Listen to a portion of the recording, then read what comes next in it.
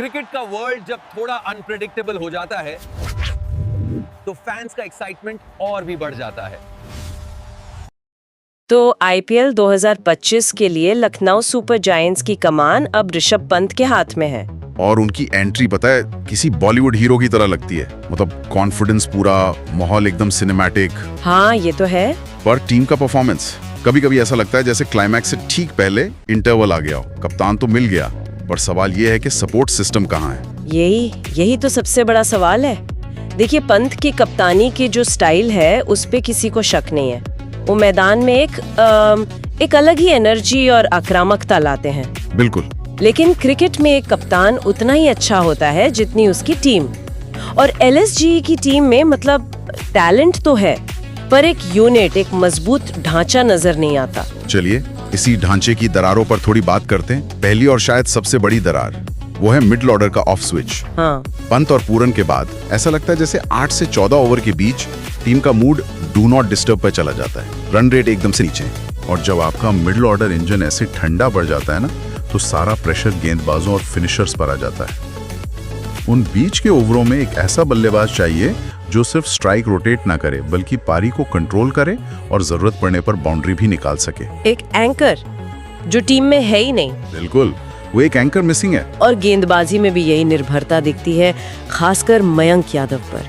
वो एक रॉकेट की तरह है। हाँ। पर जब वो नहीं होते तो बाकी अटैक थोड़ा धीमा लगता है। मतलब रोमांच और डर के बीच का फर्क सिर्फ मयंक की फिटनेस बन गई है। और ये एक तरफा निर्भरता किसी भी टीम के लिए बहुत खतरनाक है।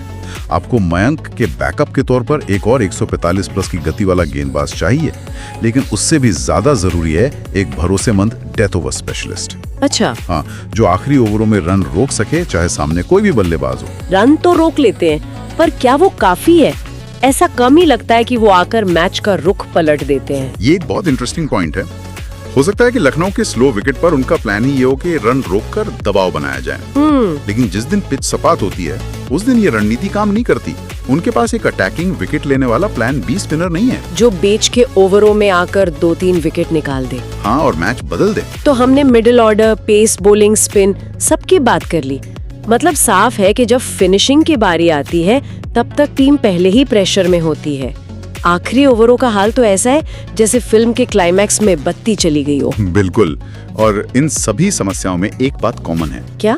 ये सिर्फ खिलाड़ियों की कमी नहीं है, ये टीम बनाने की सोच में एक कमी को दिखाता है। ऐसा लगता है कि एलएसजी ने कुछ स्टार खिलाड़ी तो इकट्ठा कर लिए, पर एक टीम नहीं बना पाए जहां हर खिलाड़ी का रोल साफ हो। बल्लेबाज, डेथ बॉलर या एक विकेट लेने वाला स्पिनर, अगर सिर्फ एक चीज ठीक कर सकते तो वो क्या होगी? मेरे हिसाब से वो एक मजबूत मिडिल ऑर्डर बल्लेबाज होना चाहिए। अच्छा। हाँ, क्योंकि एक अच्छा नंबर 4 या 5 सिर्फ रन नहीं बनाता, वो प्रेशर सोखता है, फिनिशर्स को खुलकर खेलने का मौका देता है और गेंदबाजों को डिफेंड करने के लिए एक बेहतर टोटल देता है। मतलब एक खिलाड़ी लेकिन असर पूरे मैच पर। यहाँ मैं शायद थोड़ा अलग सोचती हूँ।